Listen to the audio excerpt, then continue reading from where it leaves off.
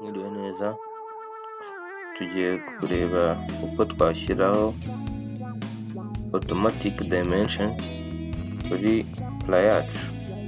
Twabonye uko twagenda dushyiraho dimension bisanzwe, ariko hari n'uburyo dushobora gushyiraho noneho automatic dimension hose zigahita zijyaho, atari kumwe tugenda dushyira nyine ku ruhande rumwe rumwe. Nibyo tugiye kureba rero muri ino video. Tubahaye ikaze, muze nabyo nyine mubimenye, mubyongere ku bumenyi mumaze kugira. Ntibigoye rero, icyo dukora bwa mbere tubanza tugaselekisiona ino full plan yacu. Twamara kuyiselekisiona tukaza hano muri document, twamara kuza muri document tukaza hano muri annotation, muri kuhabona. Twagera muri annotation tukaza hano hasi handitse automatic dimension, tugahita tuza nimba ari external dimension, tugahita dukandaho hano kuri external dimension. Murabona hano baduha nimba ari overall dimension, nyine dutikingaho. Urabona hano ko hashobora kuba nyine nta kintu kiriho gutya, ubundi ukahatikinga izo ushaka. Waba utazishaka, wenda nk'urugero dimension external geometry, ukabyihorera. Ariko hano ubundi hose turahemeza.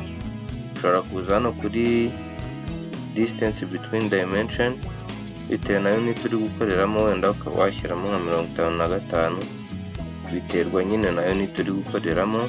Then hano kuri place dimension on four side, urahatikinga nyine ku mpande zose uko ari enye, akaza kujyaho izo dimension.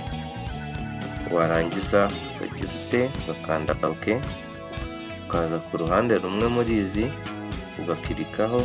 Urabona ko hahita haza akantu kameze nk'umurongo, ntabwo hahita haza dimension direct.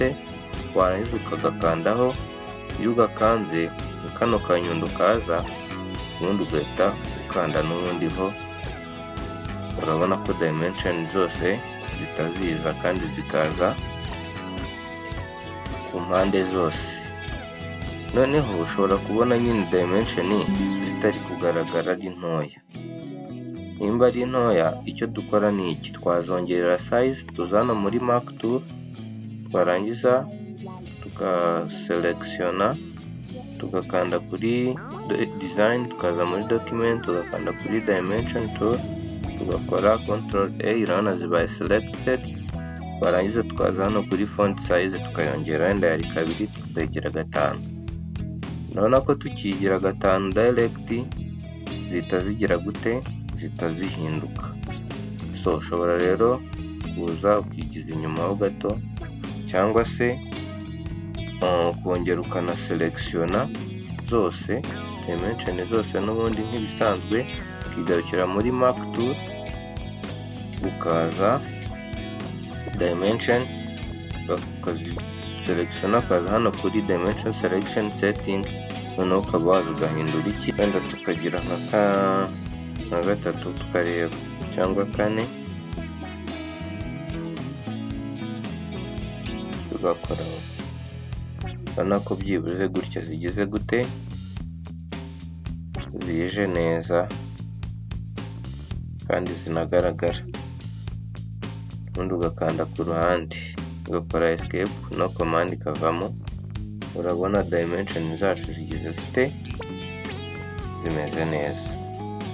Nuko rero bashyiraho automatic dimension. Murakoze cyane mukurikira, turabakunda. Mwibuke gukora comment, like, share and subscribe. Thank you.